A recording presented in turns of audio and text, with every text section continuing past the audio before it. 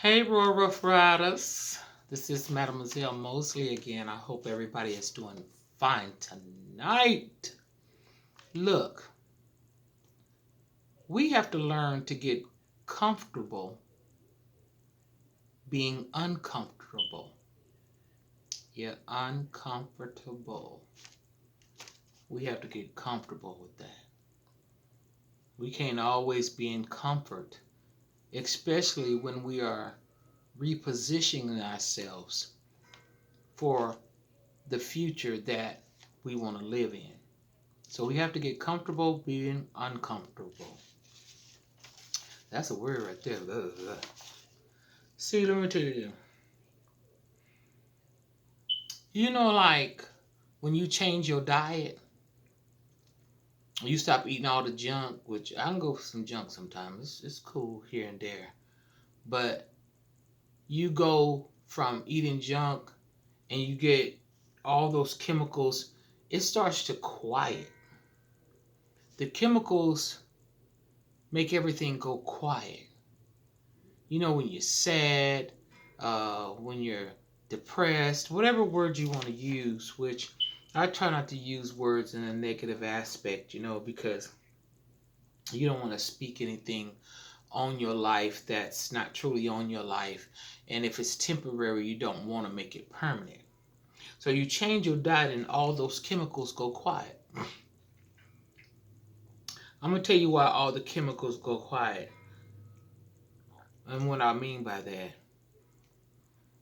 is that the fast foods particularly, they have certain additives and preservatives in it. So those additives and those preservatives causes you to react a certain kind of way or to suppress something a certain kind of way. That's why when people sad or unhappy, they go get them a piece of cake or they go to KFC, because I know KFC used to be on point. I don't know about now, I ain't had nothing in a while, but it used to be like, oh, them herbs and spices. Y'all know what I'm talking about. And you get you a piece of chicken and a biscuit, honey. But the day is all better, you know. But like I said, when you change your diet, those chemicals go quiet, and that's when we start having withdrawals. Yeah, you can have withdrawals from food. Have you ever just tried not to eat no sugar and you be like, no, I'm gonna go on and I ain't gonna sugar, and then you be like, ooh, you just want a soda, and then when you get it, it's like, cause you ain't had it in like 7 days, it be like, ooh, this is so good, because see, you done got to the point where you're withdrawing, but you're giving your body something that it's feeding for, so it's even better now because they thought it, because your body signals thought it was gone, but now it's back, so now we back on track. No, not the track with it. It ain't the track we want to be on. So when you're going through the withdrawals, you start dealing with all that all that has stopped by putting you to sleep. See, I'm gonna tell you this. Sometimes people eat certain foods and they get itis. Y'all know what itis is. When you eat it and you get sleepy. That's that good old food like that chicken and yams and greens and black eyed peas. Anyway, cornbread, peach cobbler, banana pudding, all that good stuff. But anyway, and it puts you to sleep. Those chemicals, when they coming out your body, there's nothing there to put you to sleep. So you wide awake. You wide awake and your emotions want to go back to sleep, so it craves what put you to sleep. That's when you have them drugs, you're like, ooh, you pass by the burger place and it be smelling so good, and you be like, ooh, I just need to pull up and get me a burger and some fries. And then you be like, no, I'm not gonna do that, because the smells and your senses get even heightened. It's like you fiending. You know what I'm saying? You fiending. So, like I said before, with fast food, you know, we, what can I say about the fast food? Um, there are too many signals. Okay, like,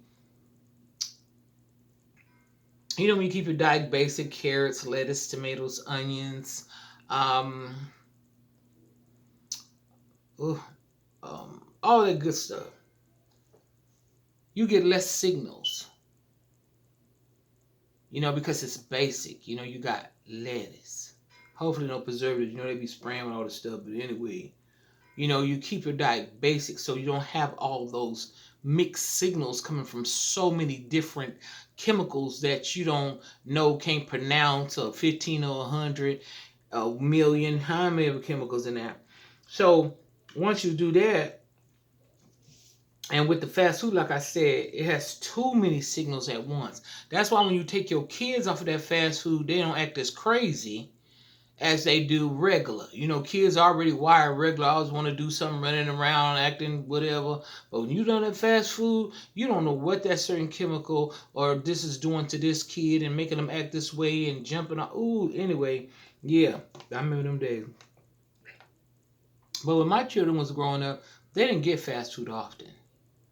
And then when I did take them somewhere, they usually went to McDonald's. It was something a little more top tier, something that you can get, you can see it, and it's actually a steak, or it's actually potatoes.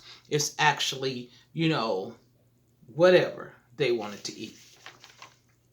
So you can identify, that's what I'm saying. So anyway, like I said, the fast foods, there so many signals. Like, you read all those beta, whatever. All that stuff is inside of you and it's moving and it's churning and it's doing something and it's causing something.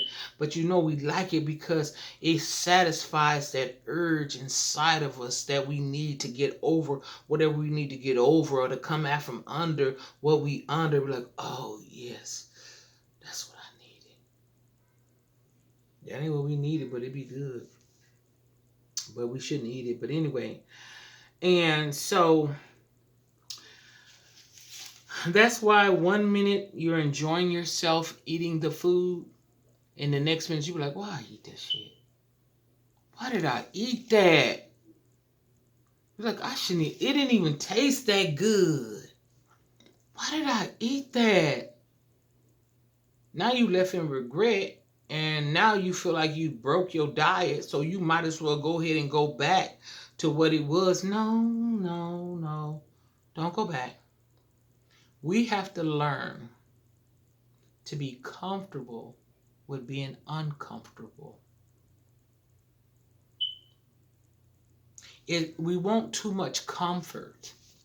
And I get it.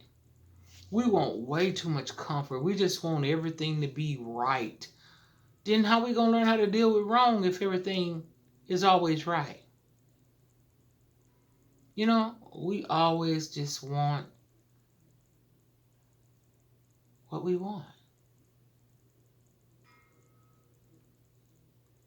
But what are we willing to do to get it? Just like, people judge people when they see them overweight and they just think they just eat it. A lot of people overweight, they're not eating as much as you think they're eating.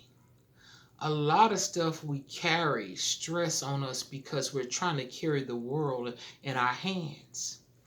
And I remember the great I Am told me something. He said, when it's too big for your hands, he said, it automatically falls in mine. Y'all just remember that. When the issue or the problem or the situation or the person, whatever it is that's going on in your life, if it's too big for your hands, it automatically falls in God's. So you don't have to worry about it. That means it's out of your hands because it don't fit in your hands.